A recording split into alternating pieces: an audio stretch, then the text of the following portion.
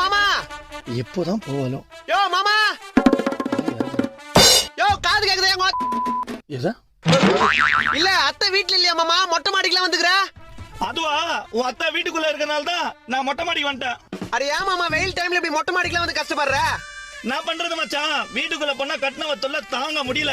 அப்படியா நீ ஒன்னு பண்ணு நான் நாளைல இருந்து அத்தைய நம்ம வீட்டுக்கு அமிச்சிரு நாது இல்ல மாமா நாளைக்கு நானும் அப்பாவும் வெளியூருக்கு வேலைக்கு போறோம் அம்மாக்கு பேச்சு துணைக்கு இல்லையான்னு சொன்னேன். ஒரு நிமிஷம் மூச்ச நில வச்சுடா டேய். ஐயோ அப்படியா ஆம்புலன்ஸ் கட்சி போன் பண்ணிட்டா கொழுப்பு தாண்டா உனக்கு. ஆமா உச்சி வெயில்ல நீ என்ன பண்ற மாடியில?